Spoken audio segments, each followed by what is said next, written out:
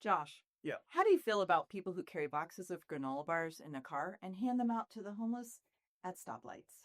Oh, well, okay. Let me put it like this.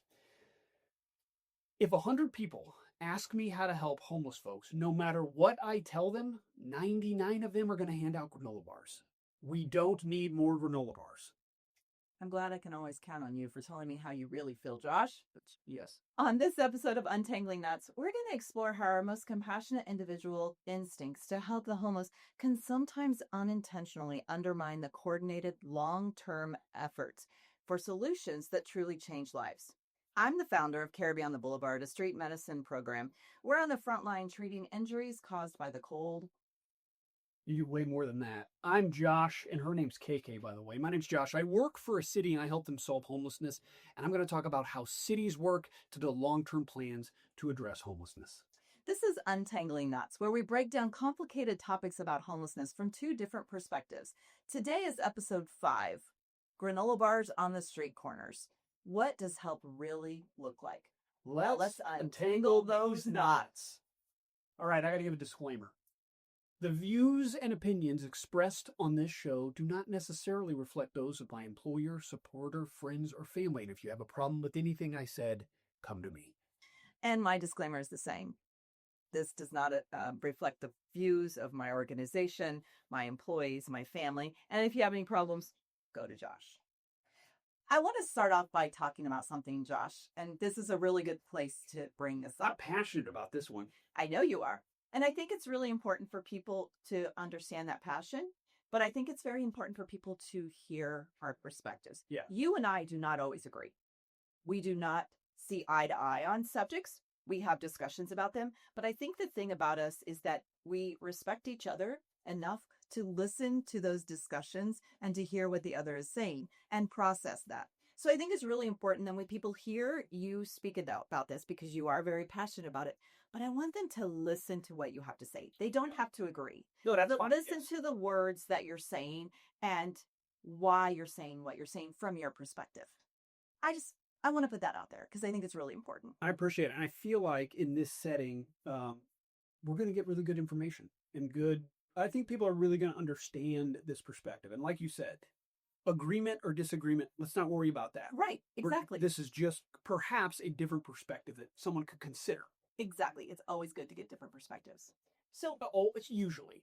no, it's always good to Like if Saddam Hussein's son came in here and gave us his, I would not consider Uday Hussein. That's an extreme example. That's an extreme example. Yes. Let's go something not quite Let's go more so reasonable. more reasonable, a little bit more reasonable. No, but I think it's good to hear different perspectives about different things, Yeah. particularly things that we feel passionate about, because sometimes having another perspective can maybe not change your perspective, but really change how you view things and viewing it how other people view it. Because we have to be able to get other people's perspective in life to be able to appreciate where we are and where other people are. Agree. That's a great way to put it. So let's dig into this. Here we go. So tell me, Josh, why is this such a strong subject for you? Okay, so it's a couple things all rolled into one. The starting premise for me in the work, been in this field for almost 20 years. I'm obsessed with it. There's nothing more that I want to do than be a part of ending homelessness in the city that I live in. And if we can expound that nationwide, that's great too. But here's the deal. We spend more time and energy trying to make homelessness comfortable than we do trying to get people out of homelessness. And this is my frustration. Here's where there's an intersection of where compassion and frustration. This is why it's hard to really contextualize this. Because when I give my opinion, people feel personally attacked because they feel drawn to help in some way. And when I say things like, the thing you're doing is not helping, it is really hard for people to grasp that. And there's a couple reasons why. If you're handing out a granola bar and someone says thank you and they take it, you feel that they need it. So you feel that you filled some kind of need. So taking that away feels insulting. I completely understand that. But the premise for me starts with living outside is dangerous. Someone who has to live outside is living in a very dangerous environment. Why would we spend any time or money trying to make a dangerous environment comfortable when that's not possible? What I'm not saying is I want homelessness to be uncomfortable. That is not what I'm saying. What I'm saying is you cannot make chronic homelessness a comfortable environment, especially when coordinating these efforts and energies to getting people out of homelessness is what we need to be doing. And the problem is this, and I said in the intro, if 100 people ask me how to help homeless folks, 99 of them are going to give away food no matter what I say. That means the overwhelming majority of time spent with folks experiencing homelessness is not spent getting them out of it. There's an encampment here, kids. This is a great example, and this is not uncommon. Extrapolate, universalize what I'm saying because it's very typical. There's an encampment here. The news went in to go talk to them. And folks don't know. And oftentimes encampments have a leader or a mayor. It's unofficial, but there's like an official spokesperson that things go through. And this guy goes, the mayor asked him, how many organizations come to this encampment? And he said, about 15. And he said, what do they do? He said, well, 14 out of the 15 bring food. 14 out of 15. That leaves one organization. In fact, it was actually Care Beyond the Boulevard and Nick from the city of Kansas City, who's an outreach worker. So they work in pairs. So it was your organization that was going in there and doing this. Your group was trying to get them out of homelessness, and 14 other groups were trying to make homelessness comfortable. Think about that in terms of hours spent. 14 organizations, let's say they just spend 1 hour, which is it was probably more than that. Sure. Especially with number of individuals, 6, 7 people in there. That's 14 hours to 1 hour. Getting some of that means also the people, that one organization that's doing is now responsible for everywhere. And do you know how long it takes to untangle the knots of someone to get them out of homelessness? So I think it's really interesting when you talk about getting people out of homelessness. So I'm going to give you a really good example. Embedded into our organization, we have something called Streetwise Scholars. And Streetwise Scholars are students from Kansas City University. We have taken a group of students who they have to apply to be part of this program. This is our first cohort. They have 14 students. And there are 3 groups of these students. And they each have one Streetwise Scholar, which is a patient. And what they do is they meet with that patient, that Streetwise Scholar, every single week. That's what an awesome name, by the way, Streetwise Scholar. That's really compassionate and thoughtful. It is. And it's paying homage to their experience and their ability to teach our students as well. But what they do is they don't work with them medically because they're medical students. But what they do is they work to further understand the complexities of homelessness. They work on ways to help them get out of homelessness. Things like birth certificates, IDs, those kind of things that our case managers often work on. Now, I'm using this as an example because we're talking about the time that it takes. So our Streetwise Scholar program started in June. We have a group of 4 students have been working with one individual. They meet with him every week, at least once a week for an hour. All right. So that is, I don't know, do the math. How many? So that's 16 hours a month that they're working with him. And they've done it for about 6 months. Okay. This gentleman is still homeless. They have been able to help him get an ID, and this is with the help of our case managers, but we really try to have the students do as much of the legwork as they can. The reason for there's a very good reason for this. These are medical students. These are going to be physicians. Physicians are likely going to come in contact with people who are experiencing homelessness. Oh, yeah. And a lot of times what happens in the medical field is they're like, why are they still homeless? What are they doing wrong? But what these students are experiencing is how complex it is and how difficult it is to get out of homelessness, and how difficult when you live outside and you have an appointment and you can't get there, or you don't have a way, or you don't know you have an appointment. And so I'm bringing this up to talk about the sheer number of hours it takes to get someone out of homelessness. Now, we are hoping with his ID that we're going to be able to get him housed very soon. But the problem is that it's not a quick process. Nope. Right. And so our students don't take him food. He has food. He gets it from other sources. But the hours of case management, the hours of tearing back the layers of that onion that is homelessness, that it takes to get someone out of homelessness. So I'm using that as an example. It's a great example. Yeah. And it's striking how difficult it is. I always say that it's like a vicious cycle that you jump out for a minute. And I'm not even saying out of homelessness. Like you get your ID and your birth certificate and you think, oh my goodness, we're almost You there. untangled one knot. You untangled one knot, and then it rains and you lose everything in your tent. And here you are again. And your ID and your birth certificate are washed into the drain. Yep. So having these students work with, and the patients we chose, we knew had some more difficult cases, but the hours that they're spending with them to try to get them out of homelessness. For instance, last week, he had something came up. He had a warrant for trespassing, which is very common with our patient population. All time. And the night before, I got a text from the students saying, hey, he's got court tomorrow. We don't know what to do. He was told by another agency not to go. And I'm like, hold the phone.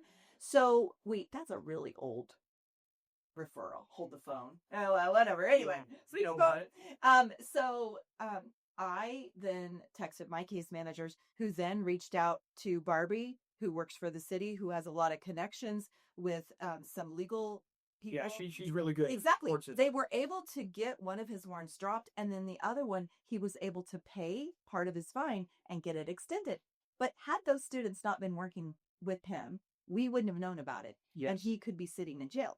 And so it's day after day of things that come up constantly. Exactly. So I wanted to use that as an example so people truly understand how difficult it is to get someone out of homelessness. You asked me a few weeks ago, how long does it take to get an ID or birth certificate? I'm like, I don't know. It depends. Depends on where you're from. Oh, yeah. You know? So I think that it's really important to understand that there are hours and hours, countless hours involved in getting someone out of homelessness. Yeah, and it kind of frustrates me that the majority, and make no mistake about it, the majority of organizations that serve the homeless serve them food. And it doesn't matter what city you're in. And the reason is the barrier to entry to doing that is so low. And because consumption is happening, there's a belief that that indicates need. I have never, ever interacted or encountered folks experiencing homelessness in America that are actually hungry. I've met folks that have missed a meal, maybe two, but food is so abundant here. And when you bring stuff to an encampment, there's so many things that we can bring up. There's so much nuance to this. This is a good one. If you're bringing something to an encampment, folks in the encampment aren't going to lead it. So if there's a meal service like Care Beyond the Boulevard, which KK is the founder of, has clinics in different parts of the city. One of the clinics is in a place called the Beehive, which is a place where folks are going to get connected to services to get them housed. There's also a meal program here. And if folks are in the encampment, they're not coming here to get connected to those services. And that is a problem. They're never going to get out of homelessness if you keep bringing stuff to the encampment where they never need to leave. And an extreme example of this is with human trafficking. And there was several encampments that we encountered this. This isn't just made up. Right. No, it's real in Kansas City. So and in other cities. Oh yeah, it's every city has everywhere. If you're young and if you're a woman of any age, the second you're on the street, you're going to be pressured into trafficking. Day one. It's a reality. Yes. So this is an encampment. There was a lot of folks being trafficked, and there's the person that is controlling all of them.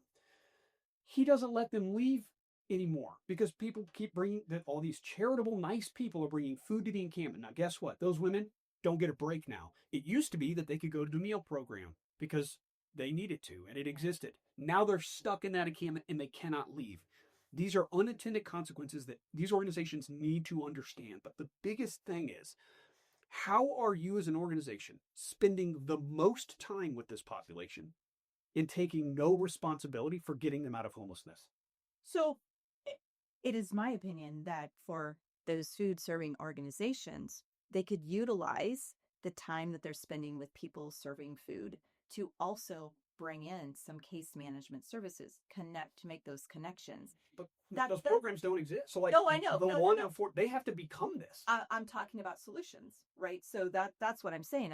I'm saying, if you have a food serving organization, embed a case management, or partner with another agency who is doing that when you're serving the food. Because one of the things that I know about doing street medicine, we have to have an icebreaker.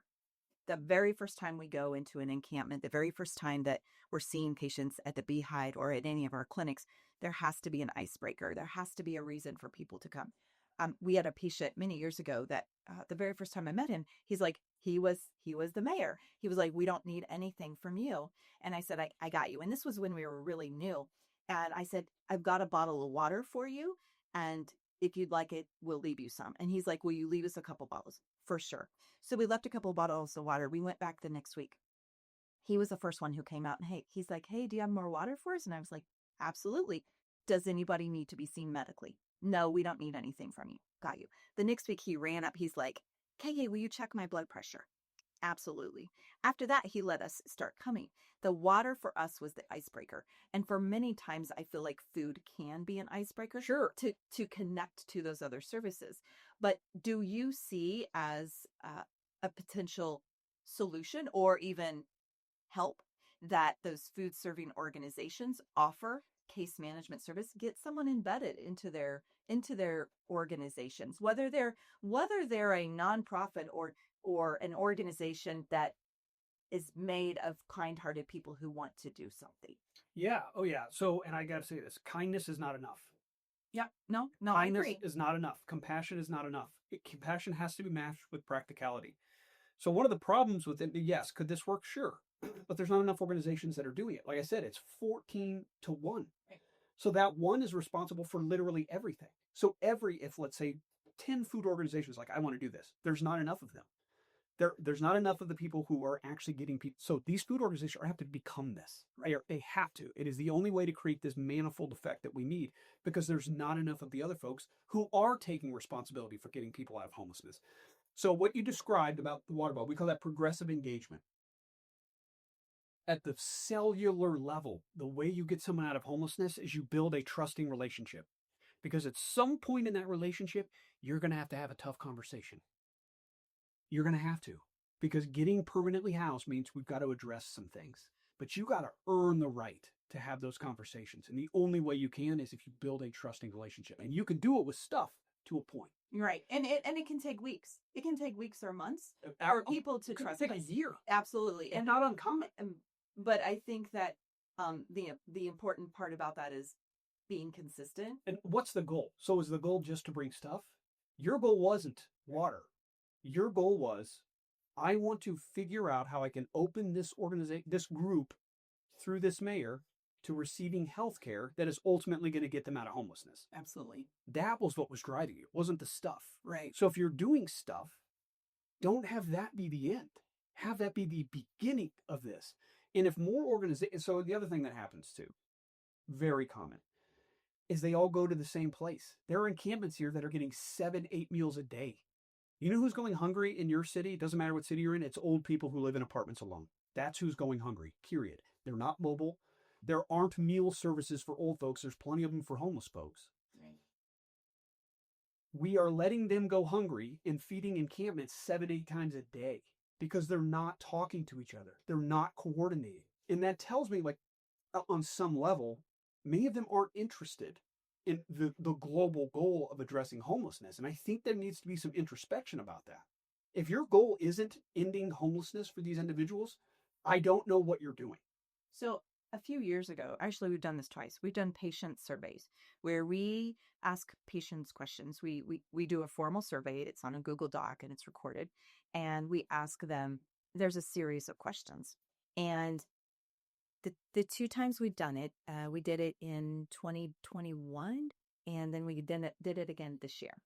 And one of the things we ask individuals is, what are the two things that you need most? And then we tally those. And the things that people need most were medical, dental, and housing. And food was not up there because there are so many food programs. Now, from a clinical perspective, I want people to eat. I want people to not be hungry. Yeah, they're not going hungry in America. Well, I know that, but I'm just saying, like, I do want people to get good meals, and I want to make sure that they're eating. But we have to ask people, what is it you need? And I think, like, if you mentioned the Beehive, the services at the Beehive were born out of that first survey. We made sure that we had medical, dental, and housing. The housing is very complex. It's a pathway to housing. Yes, it's a pathway to housing, right? You're not going to come to the Beehive and go, here's the keys. Yeah, yeah. So but we wanted to make sure that those services were going to be part of the Beehive, and they are. They remain that way several years now down the road. Because the goal is ending their homelessness and what they needed to get them out of That's there. right. Right, exactly.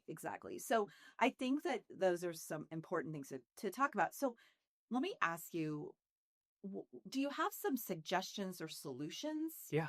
Oh, yeah. Tell me what they are. There's a few things. I think cities are probably going to have to figure out what kind of ordinances need to exist to make this work. So one of the things that happens, this is very common in cities, you're going to get organizations from suburbs coming into the city, doing this, and then leaving. And often what happens is they leave gigantic piles of trash. And then all of the neighbors around where this meal program happened are constantly calling and emailing and saying, what the heck? I can't even use this park anymore. But because those organizations aren't in Kansas City, they don't care. They don't feel the consequences. They certainly aren't paying the taxes that are used to clean up the thing that they left. So cities are going to have to figure out, and this is nationwide, how do they want to do that? How do they want to figure this out? The other thing that cities are going to have to figure out is, are they okay with lowering the food standard because the person is homeless? So are you willing to lower whatever the normal food standards are just because someone lives outside? Can I ask you a question? Yeah. So when you talk about that, tell me, do you know what the food standards are? Do you know, like, the health department has certificates, correct? Mm-hmm. They have, they like, I know that at the Beehive, down in the basement of the Beehive where the food is served, the Prospect they have to go through the city inspections. It's a restaurant. Exactly. And I know that we're at Mike Ministries on Monday nights, and they do the same thing. So are you suggesting that groups that are out serving food go through the same thing? Yes. And that's just the start. So this is just because we need a standard. It can't just be, I made chili, is it safe? Like, it's almost, so we don't care if it's safe. That is not okay with me. It needs to be the same standard that anyone would expect in terms of food safety and food handling. That's one thing. The other thing is there needs to be a coordinated process to do this, to include a dashboard and a map. These are the areas that this is happening. This is when they are happening. So that whatever resources need to exist, there's a park here in Kansas City where this happens, and the number of 911 calls as a result of this gathering has skyrocketed. And for us, we get it. Chronic homelessness, we're talking about severe persistent mental illness and substance disorder, and they're all in one spot. Right. So there's going to be conflict. Well, that results in a lot of 911 calls. Recently, a couple months ago, a police officer got a brick smashed over their head. It was a whole thing. That causes fear in the community. It's a thing. We can't just ignore it. No.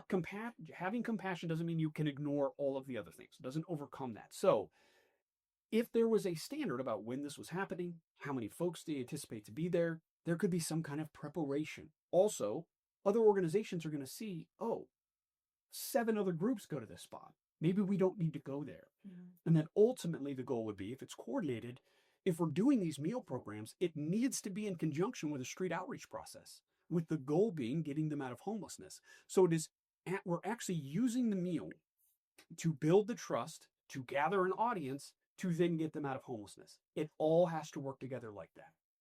Yeah. I mean, I know this subject gets a little bit heated, but I think I want to hit on that 1 second.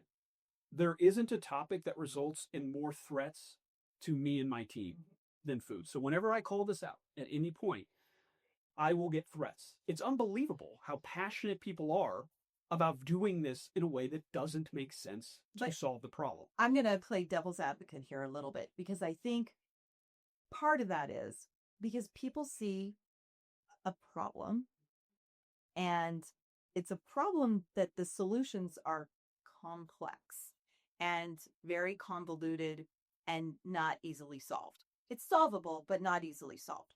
And so we are a group of people now that want instant gratification. If we need to get food, we Uber Eats or Grubhub or whatever it is, and we have food within the hour.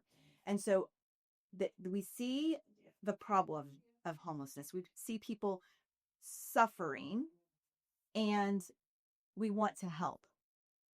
And so for many people, food is the only way that they feel like they can help, because that's the only solution they have. Because if we're helping get an ID of birth certificate, that's not instant. That's not instant. Takes a while. If we're helping somebody with a housing assessment, that's not instant. It takes a while. And so I think that for people who want to help, this is a quick fix.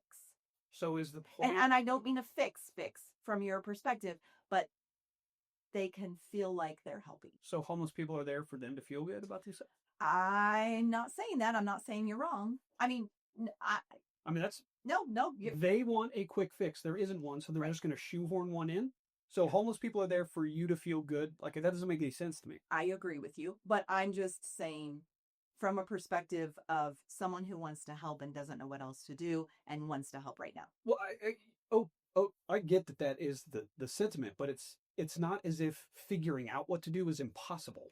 Right. I mean, there are many. I mean, here's one of the frustrations is people will go, I want to help, and they'll do zero research. They'll talk to absolutely no one. They won't get any grid as to what's actually happening. They're just going to do it because they're a hero and they have to do it, and I'm going to I care the most. Why would you do that? Why would you go into a thing you don't understand and expect that you're going to be somehow giving solutions to this? It's so arrogant. No, I can't explain that. I don't know. It's so but that is, but from my perspective, that's what I see. I mean, we here at the Beehive, as you said, they serve food downstairs. They follow food handlers' guidelines. They're incredible. Yes. We have had one individual parked up here serving food out of the back of her car. And just some person that shows up. Yeah, and she's been talked to like, this isn't safe for you.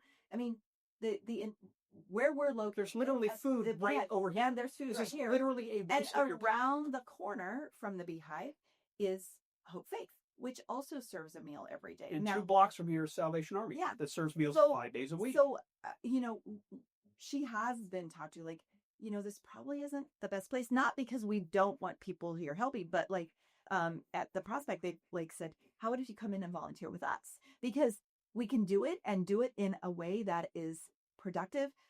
We have the case manager. So did she sign up to volunteer? I don't know. Oh, imagine that. But what I'm saying is that like, I don't understand it. So I'm not saying like, I get it, them. but I'm trying to That's not everyone. Understand the thought. No, it's not everyone, but I'm trying to understand the thought process of what someone is thinking. And I don't know. So I think we can speculate. It is important to them to do it, and they don't care what anyone else says. Yeah, probably. So in the wintertime, we help coordinate a cold weather shelter response. Yes. There's this family, I don't know who they are. It seems to be a couple, and what they've done is they'll show up, and they'll park on the street, and they'll say, hey, we want to give you guys food. Well, everyone is in line to go into the shelter. In the shelter is going to be a hot meal. They are literally pulling people out of that line where they're going to lose their bed to give folks a sandwich, and they're going to eat inside. So when we explain this to them, like, hey, this is going to result in people not being able to sleep inside in cold weather. Are you sure you want to do this? They are so hostile to us. It's unbelievable. They don't care that there's a solution to the thing that they say is a problem right there, because they only think I'm the only one who can solve this problem. Well, and we know that, like, even that's unbelievable. We've been embedded into Micah Ministries on Monday nights for 10 years, and there are nights when it gets extremely cold that Micah does not serve. And one of the reasons they don't serve, it's not because they don't want people to have a hot meal. It's because they know that people have to be into the shelters by 5. Yep. And it's either loss of life and limb or eat a meal. Yeah. And some people will go eat the meal and then try to get in the shelter later and then not make it. So I think it's really important to recognize that and to try to figure out ways to coordinate some of the efforts. I think it's really important to do that because we do have some really good groundwork in Kansas City. The cold weather response has really stepped up over the last couple of years. It's taken a while, but it's pretty good. It has taken a while, but it's not just a place to sleep, right? There are case managers. I don't know what they're called, but we call them navigators. Navigators. Okay, so there are navigators there that can help people. It gives a place. The other thing that we've found is that if we know somebody's there and we have to have them somewhere the next day, we can be like, we're going to pick you up at 6:30 in the morning and take you wherever it is you need to be, whether it's an appointment or whatever.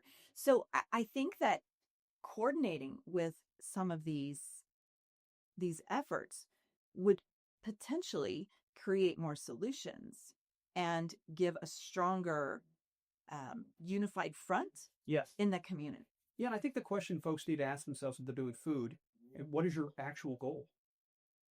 If your goal is to keep getting meals, I don't really know, I don't see the value of that. If the goal isn't anything close to we want to end homelessness, I don't know how to work with you. I literally don't know what that motivation is. Just being kind is not enough. Everyone in this field has compassion. It is not a measurement of who's the most compassionate wins. The only way we win is if there's no more homeless folks that we have to serve. Yeah. That is our only motivation. If that is not your motivation, I don't know how to have a conversation about this, because we cannot be here to accommodate that. You're already going to spend time and money doing this. Why would you spend it not getting someone out of homelessness?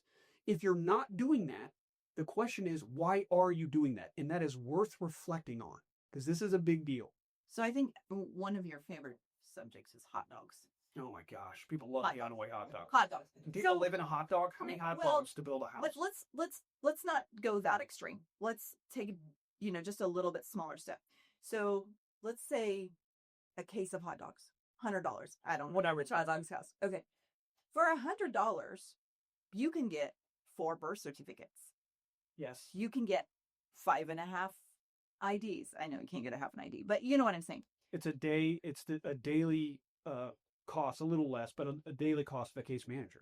Exactly. And so I think that if you can combine efforts with food and case management and some of these other services, and not send, have someone come through a line getting food and then send them 10 hot dogs for tomorrow. Instead, save those 10 hot dogs and save that money on those 10 hot dogs to work on, okay, let's get a birth certificate. Let's get an ID. Question one, do they need the hot dog? They're not even asking that question. Right. Why do you think they need this food? You have no clue. Most do not need it. They don't. But they believe consumption is an indication of need. That is not true. It's not. I mean, they don't even start with that question. Is what we're doing necessary? Right now, it is not necessary. There could come a time where food becomes scarce. Right. We're not living in that at all. We haven't lived in that in decades in America. Start with that. Is this needed? And if it's not, ask what is needed. That is how we solve this. It cannot be just a bunch of cowboys acting like I care the most and screaming the loudest about it, because that's what's happening. And resources, time from volunteers and money are going to keeping homelessness comfortable rather than going to getting people out of homelessness. That is unconscionable to me. Awesome. Any other thoughts on this? A million of them. Million of them. Let's go to your favorite part of the podcast. Ask the experts. Ask the experts. And that would be you and I. You're and the other thing is, please subscribe to our podcast. Yeah, what are you doing? What are you waiting for? Where are you going to get homeless? What are you going to watch a PowerPoint on YouTube? When you could be watching Josh and I. And also, if anybody has any sponsorship dollars, but we need $250 million. We want $250 million. We want to start our own space program here. We don't. We just want to end homelessness. All right, enough of our rambling. Okay, Jackie, it's time for the questions. Josh first, then KK. So there are a lot of stoplights in Kansas City, and there are a lot of compassionate people. Those stoplights might last a minute or two. A person's sitting there, they're compassionate, they're torn because there's someone homeless saying whatever. They have a sign, I need help. So what should we do? If we shouldn't give them a hot dog, what should we do? Should we hand out money? Should we hand out Lucky Charms, Bibles? What? First of all, why do people think they need to do a thing? That's my first, What role are you? And it's okay to ask this. What role am I going to play? So when this is among the more common questions that I get. I love this question. A couple reasons that I love it. Number one, I love that you are motivated in that moment and you're not motivated by arson or violence. That shows you're a type of person that I can probably get along with. You're not evil. Not setting fires. Yes. So I like that. But number two, what is your goal?